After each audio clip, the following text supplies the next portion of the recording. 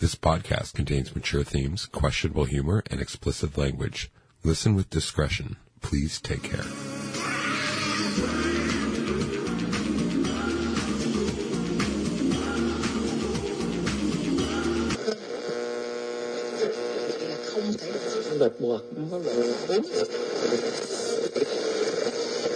Because I want my life to be perfect.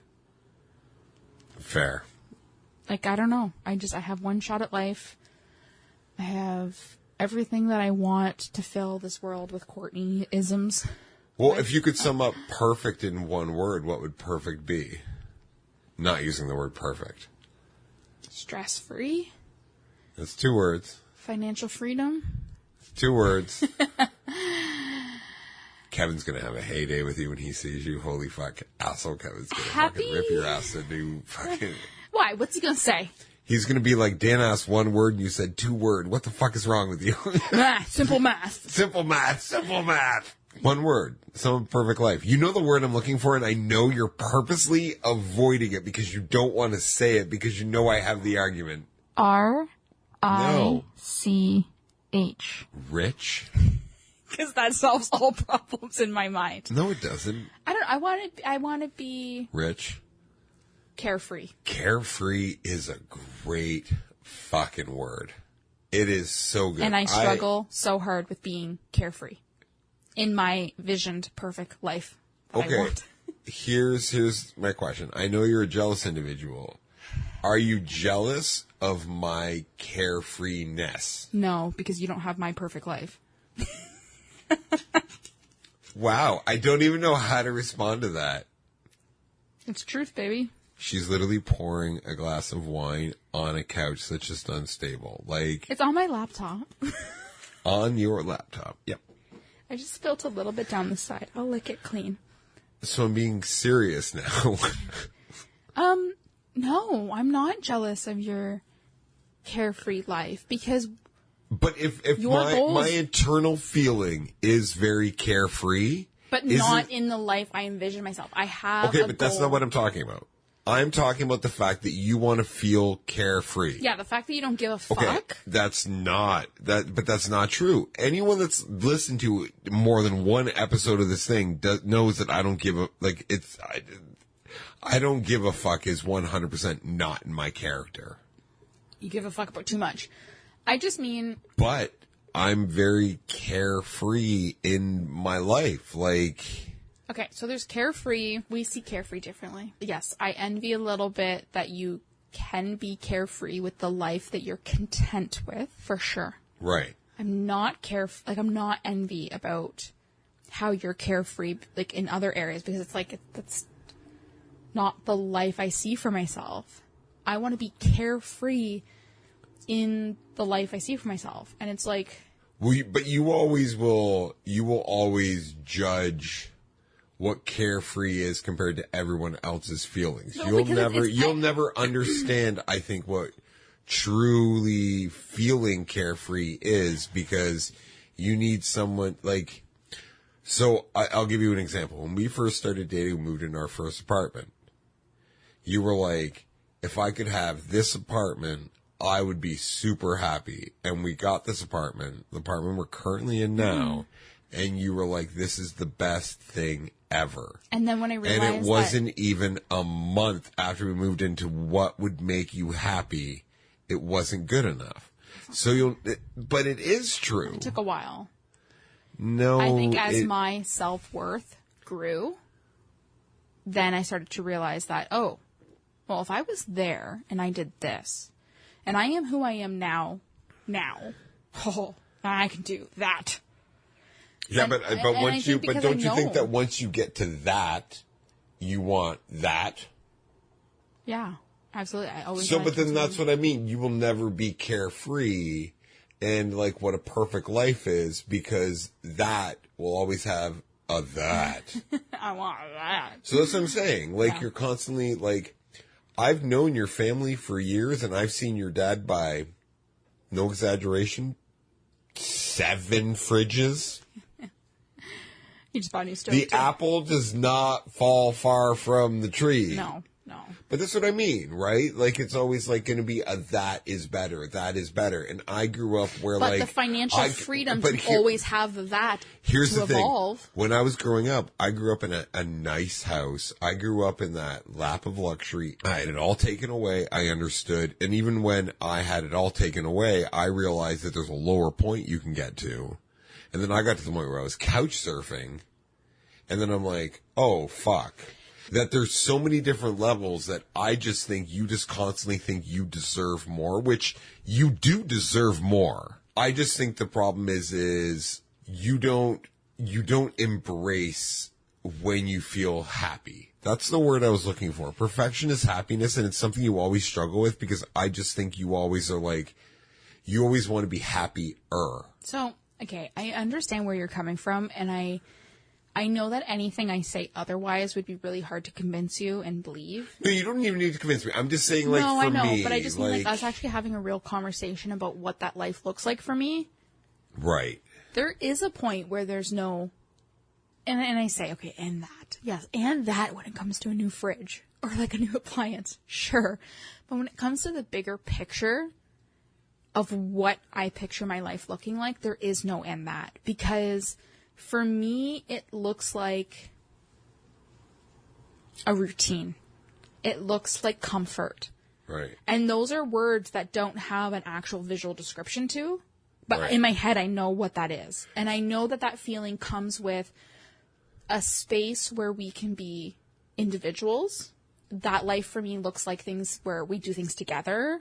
Like, in my head, I can picture what it looks like, and it doesn't feel like I'm asking for a lot. And because that picture's so clear in my head, I am working so hard at trying to get that for my life, for our life, because I'm like, it makes me happy, and I think what makes you happy is just me happy, so I'm like, it's a win-win. Yeah, it's a little materialistic, but I think I'm burnout right now is the fact that I'm literally mentally draining myself trying to achieve that. And I'm like, is that worth it? Do you ever listen to, like, any kind of documentaries or, like, I don't know, TV shows or anything you've seen where, like, they ask old people, or even Instagram Reels or TikToks, yeah, where they ask old people what they ask, what they would do differently. Yeah, and one of the main philosophies of life when you would talk to these people and they try to give you advice is enjoy the fucking journey.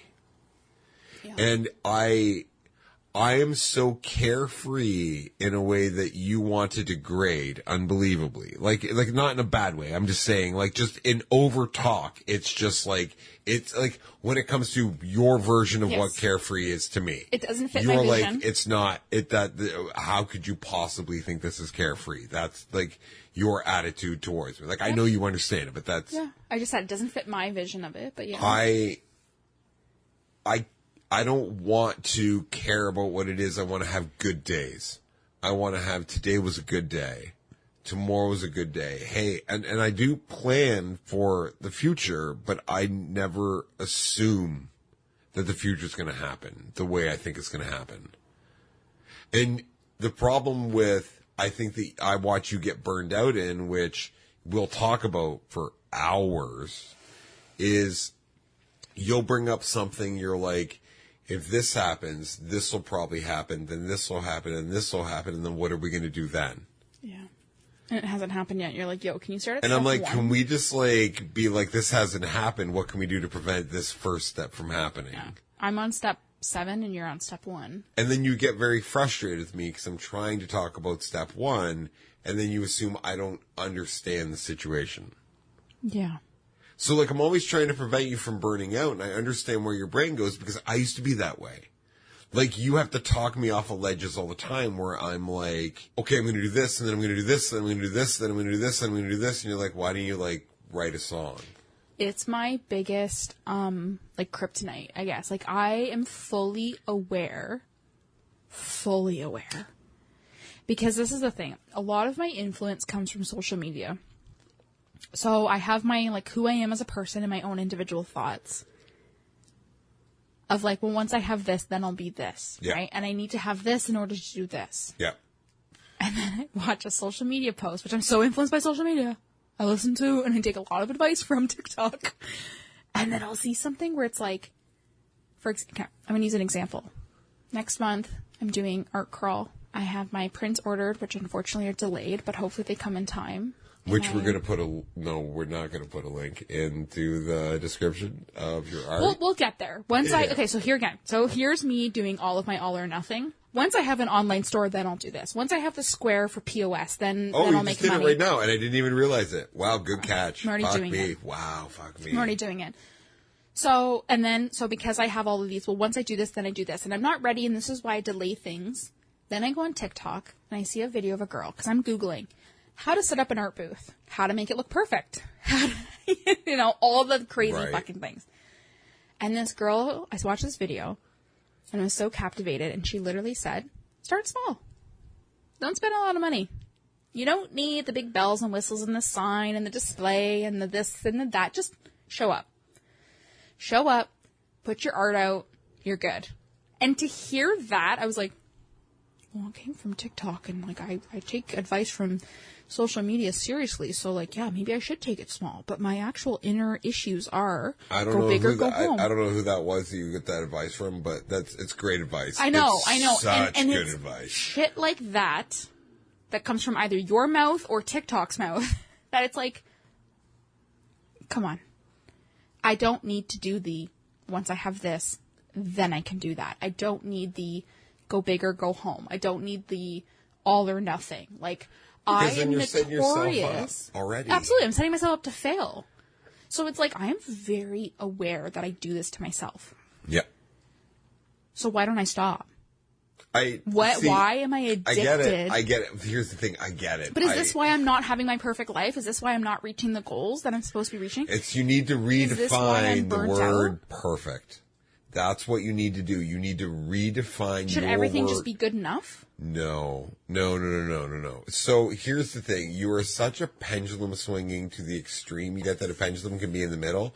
Like, oh, and this is my mother's entire life with me was like, you're so black and white, you never see gray. Yeah, it's true. Just my entire life, my upbringing, my mom used to always say, the reason we argue is because you're so set in one way or the other, you can never see the middle, the maybe. No, I 100% get that about you, and that's why there's so many times where even, like, we have recorded proof right now. When I brought up the music thing for you, I needed to plead my case to be like, before you're like 1 out of 5, fuck you, next segment.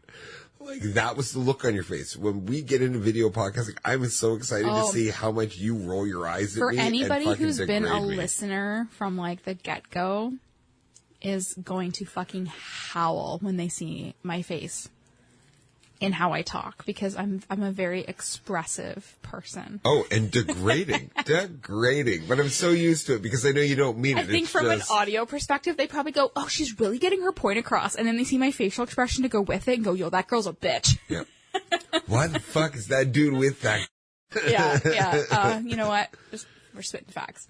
Anyways. That's so funny. I gotta delete the C word that I just dropped because it's a funny word. I love the fact that you didn't even flinch when I said it, though. I don't know how much control I have over you there. So, wow, that look right there. That's what I wish I had on camera right now. Like the fucking look. Fuck you. Because no, that had a whole other side thought that I had today that I was like, I would never probably want to tell you this, but anyway. Indulge? No, it had to do with you as a character. It was a weird thought I had today. It was so fucked up. Oh, like just like a comedy, like a sketch No, because comedy. you literally just called me and I wasn't phased by it. Yeah. And I'm not phased by it because I know who you truly are, and you don't actually mean that. And then what popped into my head was a thought I had earlier about your character. And then I was like, I don't want to actually tell you that story. Because it was just a what if thought, because I'm fucking weird and I don't want you to think that I actually actively think about this all the time when it was literally like a bloop of a thought. So no, I totally, now you have to, you've gone way too much into it. So, okay. Do you ever just have like a random thought that you would never want to have happen to our relationship, but you think about the what if? Yes. Like breaking up. I have many fears. I didn't say fears, I said thoughts. Yeah, well, thoughts something are that you fears. know. No, because you know it wouldn't happen. Like, for example, I know we're not going to break up. I love you. I've never given you a reason to break up with me. Did you ever think about breaking up? No. And what life would be like if we broke up? No, I I think about like this is honestly one thing that pops into my head once a week, literally once a week, is because my greatest anxiety. I just think, what if some fucking asshole that's not paying attention when Courtney's driving back from work one day, fucking T-bones and kills Courtney? Like I constantly think about my life without you, and I fucking. And here I am about to admit the fact that I actively thought about my life without you, but in a breakup kind of way, not a death way. No, but that's what I think about. Like there's no reason, like I can see you being like, I'm better than you, and you're definitely don't fit in with my high class kind of life, which you've proved from the last 40 minutes of conversation. Like, so it's a reasonable fucking fear. So what I was gonna say. So the point is, no, you brought up fucking what do you think of not being with me? Right. And I'm just like, I can't picture us not being together, and the only way I can picture us, yeah, it's weird. I don't think you want to hear fucking the terrible side of what I think of one of the only reasons we'd break up. Well, cheating. No, that's not an issue with me. Okay, then what is it? It's a weird thing. Okay, I want to hear it because I'm about to say what my thought was today. Okay. That's very vulnerable. So, like. Here's the other thing that really scares me. Let me redact that. Doesn't really scare me. But the other reason I can think of us breaking up is we have a kid. You just fall apart while having a kid. Can't handle the fact that it's such an inconvenience to you. I don't like that you're stuck on that word because you tripled down on it. Mm-hmm. And I've thought this way about it. Like we talked about how much I fucking agreed with it. Then I'm so scared that at one point it may be that I'm like, this is unhealthy. I can't do this. Mm-hmm. Because I had such a weird upbringing that I don't want to fuck up raising a child. Mm-hmm. And I will not do anything ever to do it. Mm-hmm. Mm-hmm. That I'm like, there's been times in our relationship where you're like, I'm so like you are such a healthy and you're the most amazing woman I've ever met in my life. Like you're fucking 30 years old and you're the smartest person I fucking know. Like, unbelievably. I'm 44, and you're the smartest person I fucking know. I have friends that are older than me that think you're the smartest person they've ever met. Aww. So, like, I would never do that, but you have to admit, just the way your brain works, in your own admittance. It's scary. You go crazy sometimes where, like, I'm literally trying to verbally defend something that you've just locked in your brain. Yeah.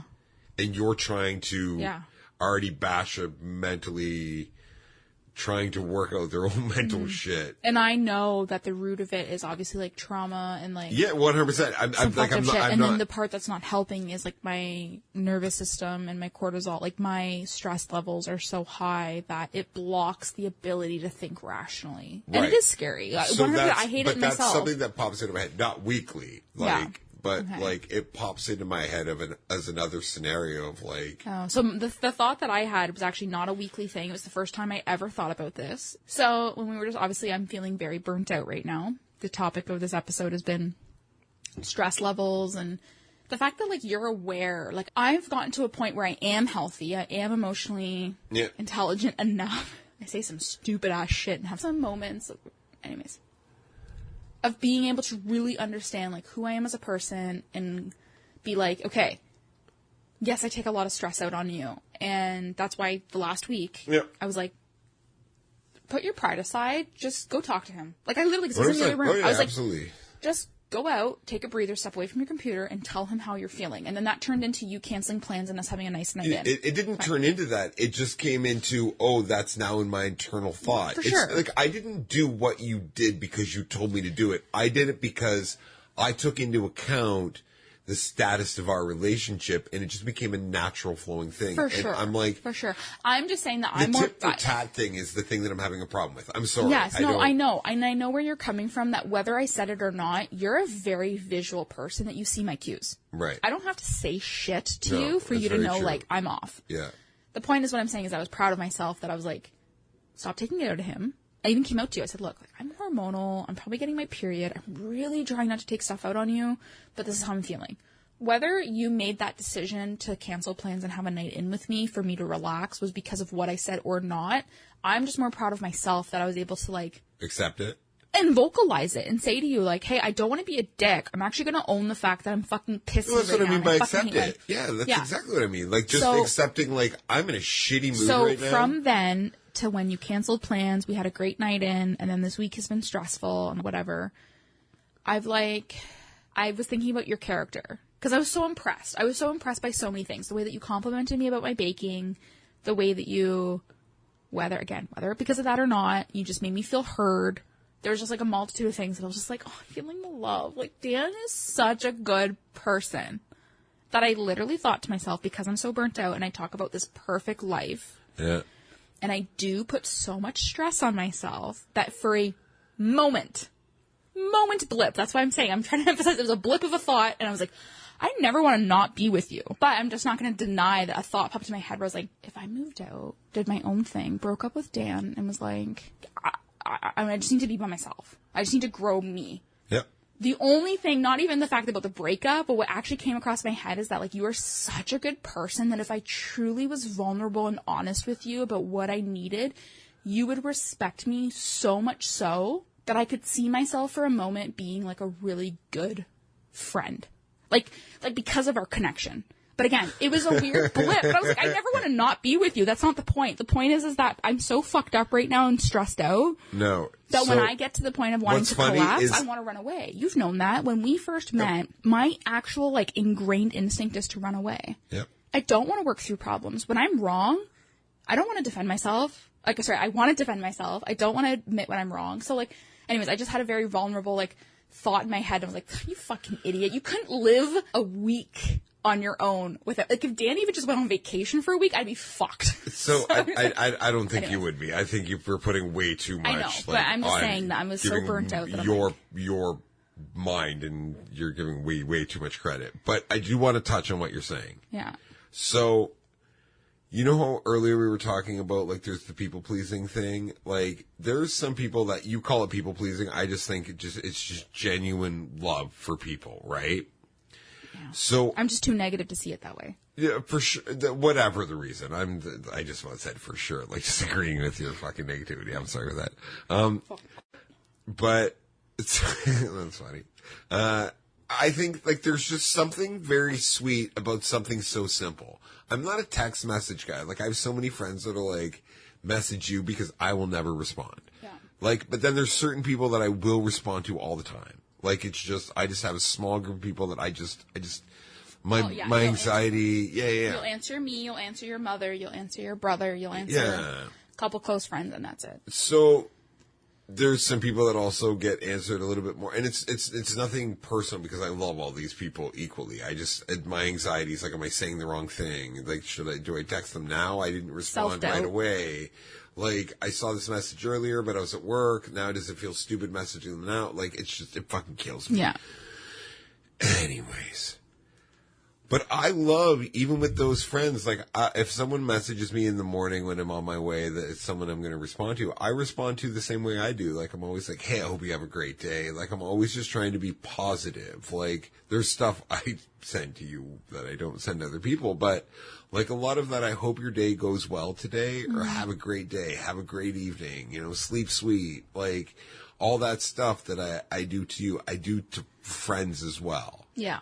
But if you were to go through your text message, there's a lot more sweeter things I say to you. I hope so. The point that, okay, let's sum up this whole burnout thing, which we've been talking about, or burning. Can you acknowledge what I've said, though? Like I said, do you ever think about breaking up? You're like, no, and I admit to thinking about breaking up. I thought I did. Not really. I thought I gave the only two examples in my brain that it even comes up. No, I'm saying, but acknowledge just like with what I just said. Like, is it crazy that I had that thought today? No, not at all. I think it's insane that you would want to be my friend, but I'm saying to you, I understand what. I was just thinking about your character. That I was like, I think no matter what happens in life, as long as I'm honest with you, you will always see me.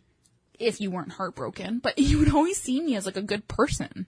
Yeah, of course. And I think that is just all I thought about, was just like how you've been this last week. I was like, wow, you're such a wholesome person that for a moment, if we weren't together, you'd still be a good person. I wouldn't hate you. If I were to sum up, like, you as, like, just your bundle of person, Yeah. I think you were just this very, you have such a creative mind. You have all these amazing gifts. Like it's just like me. There's this perfect little thing that if you were to focus on the great things about this person, they'd be a great human being. Yeah.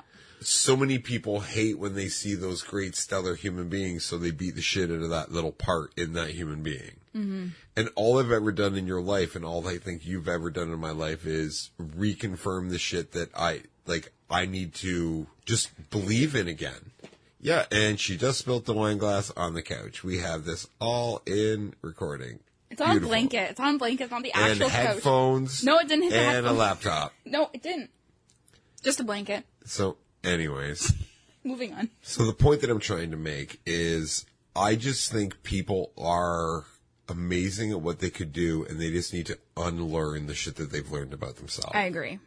Like, you keep talking about this word perfect, and you're going out of your way to use the word that you know which it is, which is just being happy, which is you use as bright, which you use as not dim.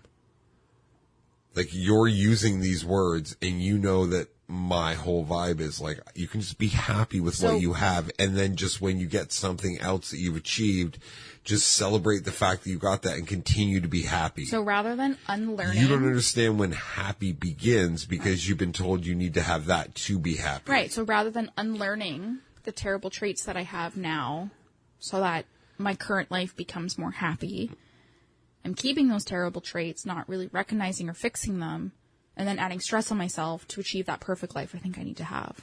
But that's what I'm trying to say. That's exactly it. Like, and that's why I keep focusing on where I'm like, you and me 2 years ago fucking talked about wanting to do a podcast, and we joked around about it. We talked about how many good ideas we could have, and you're like, well, yeah, when? And I kept saying, no, this is what we're going to do. This is the idea. And I just kept pushing it along, finding the moments where your brain could open it up and not stress out about this.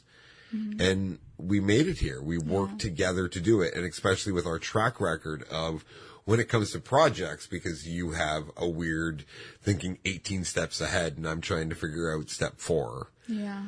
That, like, it normally hasn't worked, but this has worked. So that's what I'm saying. Like, when it comes to you focusing on you burning out, like, I hate the fact that even when you talk to me about your problems, I don't know what it is you're stressed about. The fact that the day that you had, the fact that what's going to happen next week, what's going to happen in a month from now, what's going to happen when your contract ends, or what's going to happen when they create something different. Yeah. I never know what it is that you're stressing out about because it's never the same thing. It's just... And it's never current. I'm never really stressed about something current. I'm stressed about the things I can't control, and I'm stressed about the future things that haven't happened yet. You do? No, that's not true. I think it's 50-50. Okay. Because... Well, no, I think it's 80-20. I think 80% of my life is stressing about the things that haven't happened yet and the things that I want to have. No, because I think you're way more mentally healthy than you're giving yourself credit for, because I think 50% of the time you were saying, this happened today, which makes me think this will happen here, which is acknowledging the day and using your brain to figure out how, if something I see today will do this. Yeah. So you are more healthily focusing on now and that. So, like, I know it's getting better and I know you're burning out, but I think that you're on a better trajectory for the burnout, that you're not going to get there. You're going to kind of figure it out and realize. But I did read something. I'm willing to listen. Yeah. This is where I'm at in life. These are just weird things about myself. You work best on your own, complex and intellectual. You can focus more deeply than most, especially within your own space and according to your own rules. Your mind is analytical and layered when it comes to how you operate in the world. So it's important that you have privacy and time alone to process deeply. In your personal life and intimate relationships, you might exhibit a very different side of yourself. In fact, it might be the opposite of your outward-facing self. What's natural for you can seem like too much for others. You've been endowed with tremendous strength and intensity And it's important that you have a healthy outlet for it, especially if you didn't get to show it when you were younger. In response, you might react by going to extremes, knowing no limits, assuming the rules don't apply to you. You might push past the edge to the point of recklessness. You might appear to be passive, but that's because you're hiding everything. Others might never guess you have such a vast current of energy just below the surface. If this is true for you, you might cope by acting controlling or obsessive by focusing on surface things and material objects that are more in your control, like food, money, or clothes. Or you could be building strong defense mechanisms and walls to contain the sheer power inside. But this just creates frustration and resentment. In response, you can feel weak and defeated, like you're a meek version of yourself. Even now, you may feel afraid of showing your strength, or you could be rebelling as an adult, either consciously or unconsciously trying to show you're in control or finally prove that you can do what you want. It's imperative you learn to channel your energy and find a way to truly feel your feelings while knowing that it's okay to have them. Otherwise, containing this amount of pressure can make you sick. Fucking horoscope app. But when I read it, I was like, fuck, that's something that I needed to hear when I read it. I appreciate that's what I'm saying is sorry, like, it's a long rant. We can cut some of you it. having it be something that's really important to you. I appreciate that because like it's just like bands. Sometimes you don't like bands and they don't speak to you, so fuck it. Yeah. I just feel like from what I read in the last couple of days on that is that every little piece of it relates to a part of my life currently. No, of course. But that's why, like, I was trying to explain to you that before, that I'm like, I know that the person you want to be and the person that I know your brain's going to be, like, you've become so much, like, one of the things I said to you when I first met you, because you were so much younger than I was like, I'm so excited to argue with you. I'm so excited to be able to, like, give you, like, there'd be things that you would say that I agreed with that I would argue with just to make sure that you fully understand the argument behind what you were saying. Right. Even though I 100% agreed with you, I would take the opposite end just to, like, while we're drinking and smoking, have this cool conversation. Like, it was like little debating things with you. And I loved it because I love talking to you. You're so fucking smart. There's so much things that I don't know that you know, and there's shit that there's a ton of shit I know that you don't know. Mm-hmm. Because I am so smart. SMRT. It's probably old news now, but just to end the episode, let's just give a little... we can't end the episode yet. I have a question for you. Okay, shoot. Give me a question. So you said something to me earlier today, and I'm really mad that I don't know the full extent of this. Because Kevin's going to listen. Oh, yeah. What was that? I texted Kevin earlier and said Beetlejuice. Yeah. And I said, I don't know. And then he liked it. He hearted it. Yeah. But didn't say anything. And I said, I don't know. Dan told me to say that. And he goes, he's probably right. Yeah. Brian and I had referenced the Irish 3 times, and then Desmond showed up. Yep.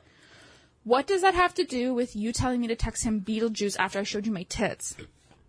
Okay, so I'm so glad you brought this. I love you for bringing this back up. You know, you're so burnt out, yet you're still focused enough to bring that back up. Well done. High five. Good high five. We had a customer in, and it was one of me and our cellarman talking behind the bar because our cellarman was eating lunch.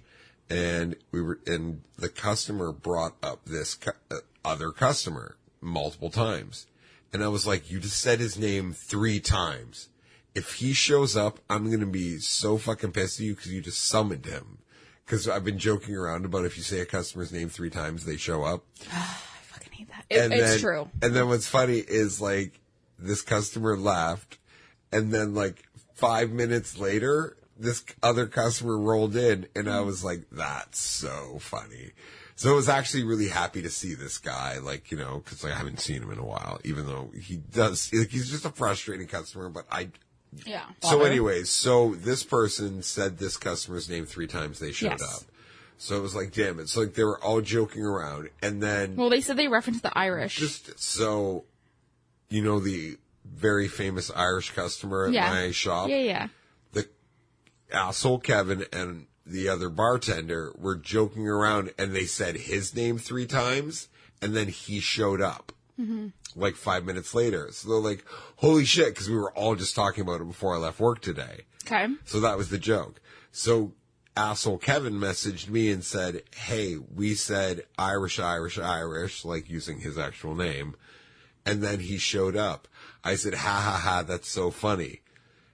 And 20 minutes before you showed me your boobies, I wrote boobs, boobs, boobs to Kevin, being like, I hope they appear in front of me. And then you flashed me. And then I got you to message Kevin, Beetlejuice. You say Beetlejuice. So Kevin knows that you just flashed me because he knew that that's when the Beetlejuice came. Oh, I love it. If we were on video right now, this would be blurred. So that's where the joke comes from. That is so fucking funny. Yeah. Oh, I love you guys. You guys are so hilarious. What I'm gonna have to do is we're gonna have to screenshot like and blur out stuff and then put that on our story on Instagram. Yeah. Oh, I can absolutely take a screenshot of just our chat. There's nothing else there. But so that's what that was all about. Yeah, we had a lot to unpack today. This has been my therapy. I have not had a therapy session this month, and you said that in the last episode too, eh? This is another sign of burnout. Like when I start to notice that I'm not taking care of myself, where it's like I'm. And I think we've talked about it once on the podcast before, not to continue to rant, but it's just you and I are having such a good conversation, and I feel like we're catching up. When I met you, I was such a routine person in an unhealthy way, and you got me out of that from an anxiety standpoint, and I will always be grateful of that. However, because of what I know now and being an adult and getting older, I do understand how important a routine is. And especially when we talk about like raising kids. Like routine is important to some degree. Absolutely. There's just a healthy level of it. And I think for me, I know the one area that I'm really not focusing on when it comes to routine is sleep. Yeah. I really should have, a sleep routine. And I know, and I understand the science-based facts on how important that is. And I know I have sleep avoidance, and I hate it because I feel like I don't get enough time. You have sleep avoidance. I do. We actually talked about this on another podcast where we talked about how me separating, like, okay, when my head hits the pillow and I'm actually ready to sleep, I go out like a light. The sleep avoidance comes into me scrolling on my phone longer than I want to. Like, I'm actively aware. But you're so, like, on my ass about, it's 10 o'clock, I need to go to bed. And I'm like, if you're just going to scroll on your phone. I stretch out and I scroll on my phone for an hour and a half, 2 hours. That's the part that's not good. I physically want to stretch out. I sit at a desk all day. I'm at a 90-degree angle. I want to be vertical. I'm just saying that, like, I know I have my issues where it's like I'm not setting the healthy boundaries in myself, where out in the living room or in bed, it should be an hour or two before bed. No phone. Right. Have I had water? Have I done my skincare routine? Have I brushed my teeth? Like, all of the things that I should do to set myself up for a relaxing, calming sleep. And the routine itself might not actually be the sleep. It might be all the things I do pre-sleep. Right. Like packing my lunch, picking out what I'm going to wear for tomorrow. Right. I know that when I actually take care of myself in the evening, I have such a better, successful morning. Oh, no, I get to relax a little bit in the morning, but then I have everything ready. I don't have to stress. I take my time, and that's what I need. And I know some people are different, but, like, that's what works for me. Do you ever want to punch yourself in the face when you're like, I did this routine for 3 days, and it worked out so well, and I was so happy, and then for some reason I self-sabotage myself, and I don't want to do it, and you just want to punch yourself in the face and be like, I felt so good for those 3 days. Why did I do this? Why the fuck did I not do this? Absolutely. Abso-fucking-lutely. That's my life. And I'm so mad about that area of my life when it comes to evening and sleep. Anyways, side note. That was just the side part. I'm aware, like, because I haven't had therapy and, like, okay, back to the routine thing. But, like, when I'm smart enough and I'm aware to know the signs before I fully burn out. Right. I'm not doing the things I haven't had enough water today. Like, I know what I'm doing that's hindering my progress and hindering myself. I don't know. I let stress and other things kind of like take over, and then I just feel like shit. Here's the way I jokingly look at our relationship, because like there's stuff that I say on this podcast where I'm like, there's people that if they take it out of context are going to be like, well, that guy's an asshole. The way that I look at when you're burning out, do you ever heard the expression a bull in a china shop? Oh my God, yeah. Okay, yeah. So just let me finish. So, okay, you know that expression. I look at you when you're burning out, that's the way you are, because you're trying to put out fires so fucking quickly. Mm-hmm. My metaphor, because I look at you like a bull in a china shop, I just figure, okay, what I'm going to do is I'm just going to push shit aside, and I'm going to clear out any obstacles that would stress you out more. So, but then while I'm consciously doing that, I know that if I do that to an extreme, that will piss you off because you're in such a control mode. If you think someone's doing more to help you out, that becomes kind of you did this and that made me feel like shit because you think I couldn't have done that. I'm not doing enough. Yes. Yeah. So I know that there's that fine line of like, I'm not putting the expensive stuff on the top shelf while you're running through the China shelf. I'm just kind of clearing paths so you can run down the path. So I can bulldoze through to get to the end of my week. That's my metaphor that I have in my brain all the time when it comes to like when you're burning out, because I don't want to take I normally would have cleaned the kitchen before I left for work today, but I was like, I need to just relax and do this. But when Courtney, there wasn't. Do you know much. What went through? But I know what you're saying. But do you know what went through my head when that happened? When we came home and I saw that the kitchen wasn't done, which I at no point. You fucking worked today. We both were out of the house. Like my brain wasn't like, Dan better do the dishes before he goes to work at 11:30. It wasn't that. I'm just saying that when I saw the kitchen in the state that it was, there was a part of me that was frustrated. I was like, oh fuck. But then there's a part of me that was like, suck it fucking up, bitch. Yeah. Like, go do the fucking dishes. Like, who cares? But that's exactly the thought that I still want to have. And then when I tackled the dishes and I put stuff away, I was like, I actually was going to come out and say to you, what did I say? I did a half-assed job. Because I felt like I did enough for my energy level, but I was like, fuck it, just do it. Do something. But I think that's what it is, because, like, when I'm feeling bad and you want to, like, you go into, like, catering mode, because, like, as much as people would not believe this in this podcast, every so often, Courtney gets very, like, really into, like very selfless mode. And, like, taking care, you do every so often. The fact that you even recognize that is awesome. But then you go to an extreme that it makes me so fucking uncomfortable because I'm not used to that. The fact that you even recognize and think that I do that, because I don't think I do that at all. Because you do. Of course you do. I wouldn't be with you. If you were just this selfish person, I wouldn't be with you. You are so selfless so much of the time. It's just not overtly. Okay. You know what? This is where we need, like, listener engagement. Please comment on anything, any platform that you're listening to them on.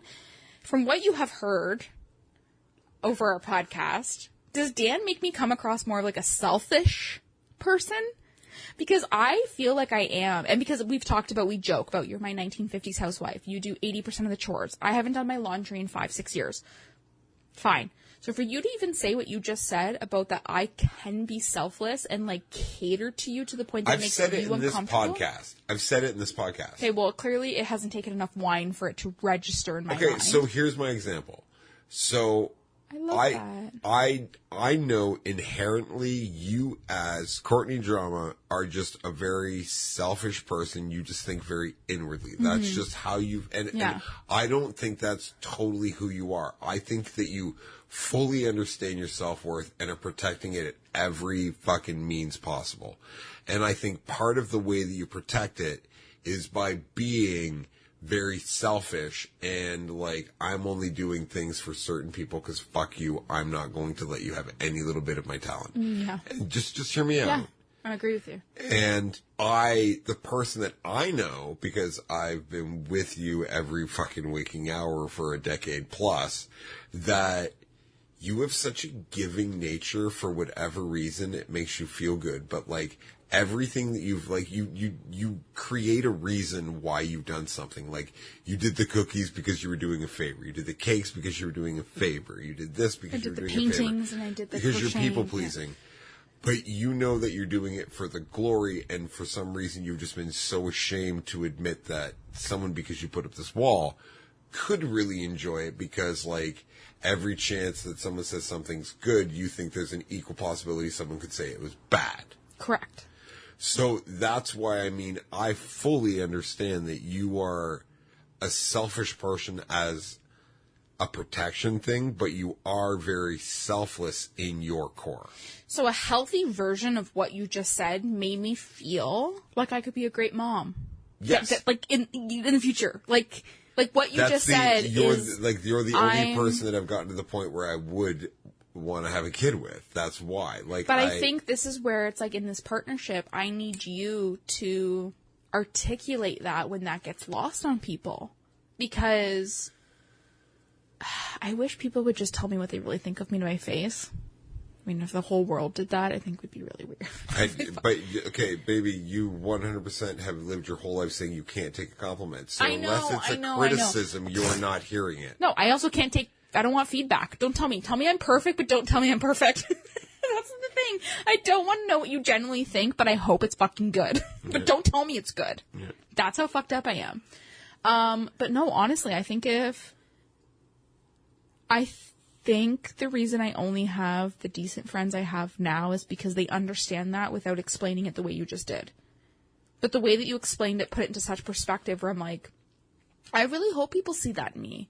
I really hope where it's like, yeah, I am a selfish person. Yeah, you know what? I feel like I have always had to cater to everybody else's emotional feelings, and I still do. I struggle with that. But the fact that I'm aware of it and I try really hard to like reserve it into this small group where I'm like, oh, you're going to get all fucking sides of me. And if you can handle all sides of me and you still like me, it's because you get it. Like the way you just explained. Like the core of me, yes, can be selfless. I can genuinely care. And like, yep. Kevin, for example, fuck Kevin, if you're listening, there has been times where Dan has talked about how I view him as a friend. You've used the word protective. Yep. Like I protect in this really fucked up kind of way these people that I care about. And if they genuinely get me, it's like, yeah, I'm going to be selfish. Yeah, I'm going to feel inconvenienced about things. Yeah, my social battery's going to drain out. I'm going to be burnt out and I don't want to talk to you for 6 months. But I want you to know that I love you and every piece of you. Yeah. And if you want some cookies, you get some cookies. And if you want me to do services and favors for you, I will do them. I'll probably complain. I will do them. I don't understand what you mean by the Kevin thing. I don't understand. Just because of the way I am with friends. Like the way that you're describing... Like you're very protective of Kevin or Kevin's very protective No, of I'm you? protective of my friends. So, I'm protective of Kevin. Like, you don't want people hurting Kevin? Absolutely not. I don't want that. Okay, so sorry. Yeah, I was just lost in what you were trying to say. No. Because I'm talking about like me being selfish.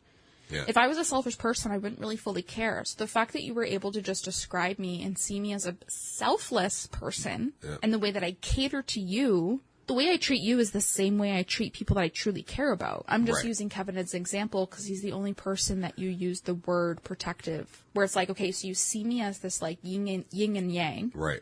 But because you know who I truly am, like I can still care like that. So that's why I'm saying what you're saying made me feel like I have that nurturing aspect to me. I have that selfless aspect to me. I can be a good mother. I can be a good friend. And those are things I've never believed in myself for so many years, but you make that possible. Right. It leads back to what we were saying earlier, that like I'm the kind of person where like I just want to be an example. Like I think it's the church thing in me. Like it's like I do. I'm still so waiting much for you to create your own church. Like whenever you have your satanic temple. Oh, so I actually had 2 people at the bar that actually came up to me and I'm your asked first member. if I would be willing to start. I'm waiting for it. Because they just became members. And you know what we've also talked about is a trip coming up in September. And we've talked about Montreal. We've talked about Ottawa. Yeah, but I think about like the fact that the Satanic Temple has one of the largest kind of gatherings in Ottawa or Montreal. One of there. They're in Ottawa. Yeah. So I was like, fuck, if we do a trip out that way, like I would love to go and... Yeah, that's what I would love to have a whole episode on like how that kind of came about in our lives. Especially when the documentary came out on Netflix, how we watched that, how we've read the book. Yep. We've learned into like kind of what their principles are and their guidelines and their values. It was fucking wicked. It's so fucking good. Yeah. Anyways, so that was a lot of fun. There's one more thing I want to say. Oh, here we go. So other than like, okay, Kevin. I love that you swigged the last glass of your wine just before being like, there's one more thing I want to say. I'm really attracted to you right now. Thank you. And I really want to kiss you. Okay, you can kiss me right after the podcast. Okay, bye. Goodbye.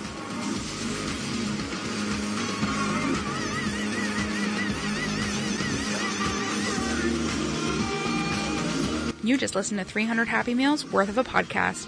If you're picking up what we're putting down, flick that reminder on so you don't miss our weekly episodes. Follow us on social media, and if you tell a friend about us, we'll tell our cats about you. Until next time, keep your chin up, your coffee strong, and remember, this little podcast runs on good vibes and even better listeners like you.